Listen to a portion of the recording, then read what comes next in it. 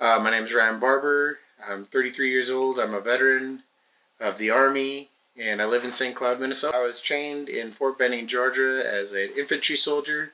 I also did airborne training there, and then I was stationed in Germany in Baumholder, which is in the Rhineland Pfalz area in the south near the border of France and Switzerland. I love Germany. It was a great opportunity. It was a lot of fun. Got to travel, see a lot of historic areas, and really got to experience a lot of other cultures while we were there. The first deployment I went on was in 2007. I went to Iraq. We were put in the near a town named Salman Pak, which is south of Baghdad, near the Tigris River. Our mission in the area was first to secure the area for the people that were there, drive out any Al Qaeda remnants that were there. We worked with the Iraqi army in the area to help get them gain legitimacy in the area as a protecting force of the people there. We helped create a census in the area by using a bat and hide system that would take pictures. We'd enter information about people in the area.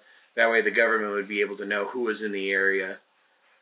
Other than that, really just putting ourselves out there every day, letting people see us, and just helping the local governments and peoples with whatever they might need. We had engineering projects with trying to get them clean water.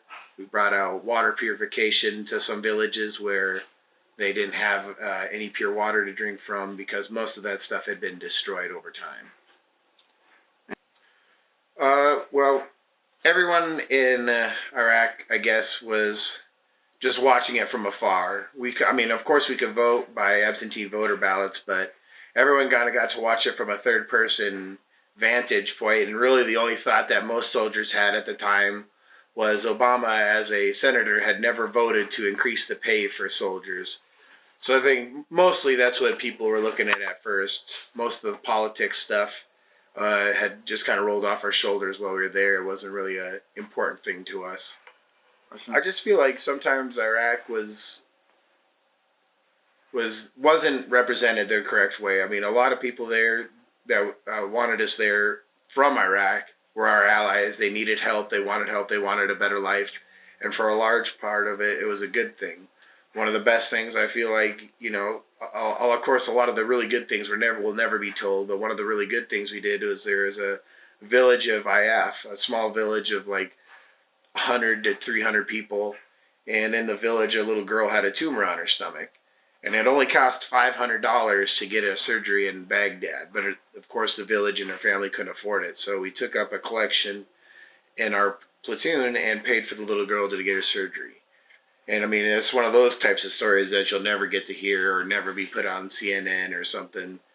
But those are the ones that are important to make me understand why we were there and what we were doing was good. For my second deployment, I was in Kabul in Afghanistan. While we were there, we were mostly doing two different missions as our platoon was split up. Half of us, since we were infantry, were sent to train the Afghan army, work side by side with their leaders to create a training schedule, a SOP as far as how they wanted to run their military forces and how they wanted to act as a military. So we had a lot of guys that grouped with them, and I did that for about the first 4 months of my deployment. And then the second half of my deployment, I was put on a security detail, which we would drive around the Kabul complex area and work with the different militaries of the area, facilitating the movements of leadership between the different bases there. Because in the area we had Mongolians, Jordanians, French, British, Australian, German, and many other troops from all over the world. So when all of them are packed into one small place like that, all the leadership likes to move around and get together. So basically, we were a glorified taxi service in the heart of Kabul.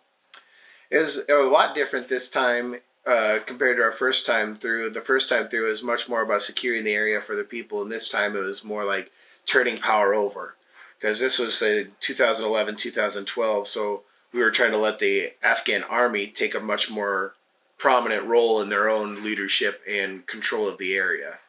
The ROE had changed quite a bit in that like one of the more basic things that especially affected us was when our vehicles, we used to be able to use pen flares and dazzlers as non-lethal modes of protecting ourselves from possible hostile vehicles and stuff like that.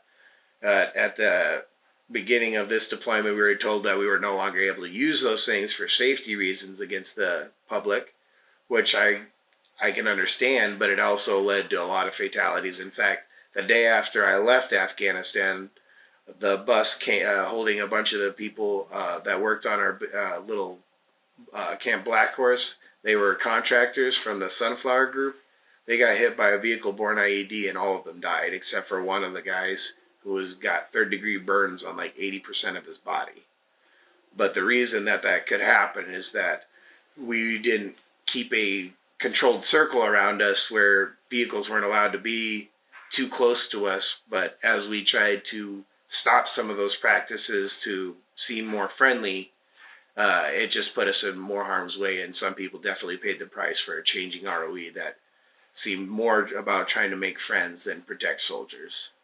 It's always been confusing for me when presidents like both Obama and Trump seem to try to speak for the troops when they say, bring our boys home. First of all, these aren't boys, they're men, and men that have volunteered to be somewhere and they believe in what they're doing. When we were in Afghanistan and Iraq, we felt like we owed it to the people that were there, that we had told we were going to help, and we wanted to see the mission through. The same in Syria, when our soldiers are talking about their Kurdish allies and not wanting to leave them in the lynch with no help. I mean, they've gone as far as to say that they'll let out ISIS people just to prove that there's still ISIS around. They'll let captives go just to create a problem to get help from the United States, because if we pull out too early, the same thing will happen. The power gap will be consumed by all forces, enemy and friendly. And Turkey has already said that they want to move in and destroy all the Kurds. So I just don't agree with it. And I don't see how playing the emotional part of it as a president is fair, because you don't get to speak on behalf of something you've never fucking done.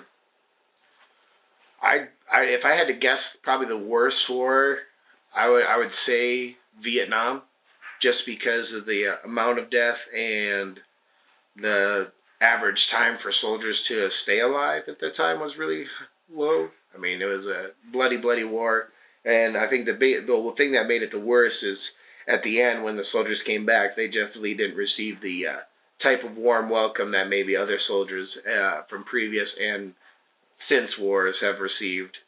So definitely that would have been the hardest on the soldiers before, during, and after the war. Plus there was soldiers there that were drafted in. Not everyone there was a volunteer. So I would say probably Vietnam was probably our worst war.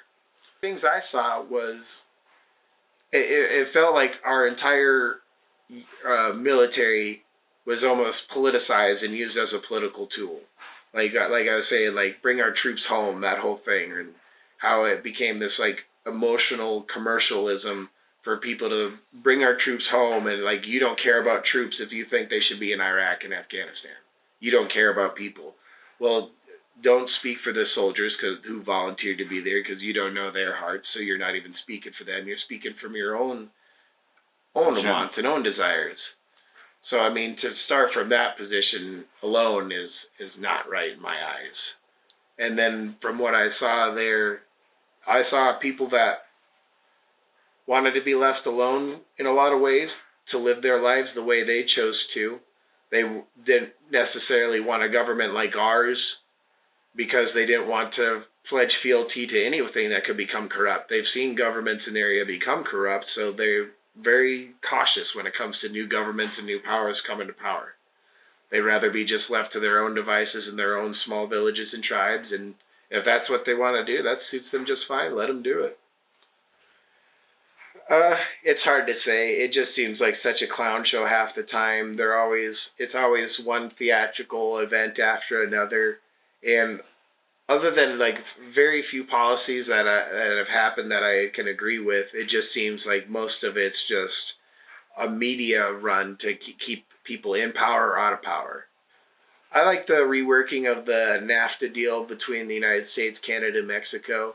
I think it'll be much fairer for us and hopefully help keep businesses from moving to Mexico and bringing their products back into the United States at a much lower cost of production and a lower cost for bringing it back across the border as far as taxes go. So I believe that was pretty good. I liked a lot of the tax cuts that helped businesses be created. I mean, I think right now the economy is probably at its worst for the year, but through the year we've seen a lot of growth and we've seen employment raise in a lot of communities as well. So I like a lot of those things.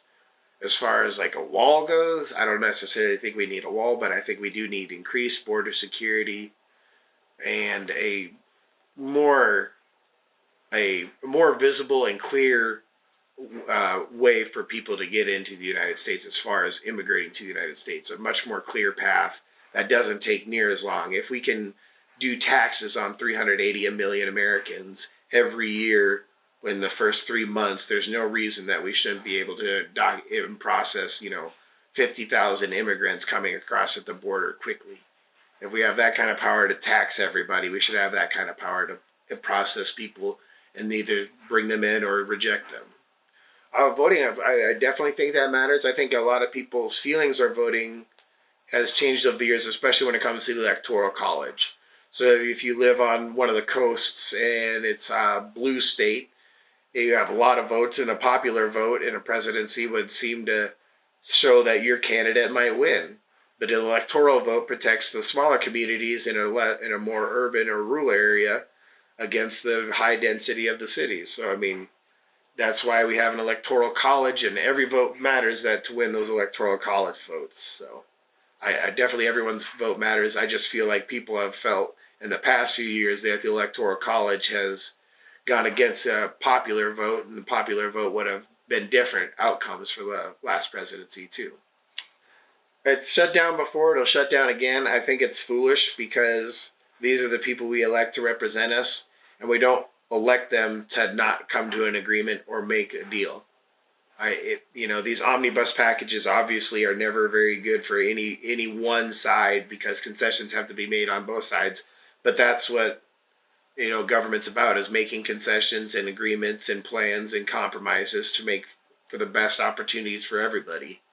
So I think it's foolish for us to be shut down, and especially even if they're shut down, it's not like we're not going to pay them for the time that they've been off. So they're still going to get paid. They're still going to get the spotlight and everything they want. The only people that suffer are the people at the bottom. The local workers in the government that aren't getting paid, soldiers that aren't getting paid, stuff like that can be very upsetting though. So whether or not they want their policies to stick, I agree that they have to stand by their guns, but I also don't think it should come at the cost of people and normal people. Okay, today we had an interview with Ryan Barber. This on Real People, Real Problems. Thank you for the interview. Thanks for having me.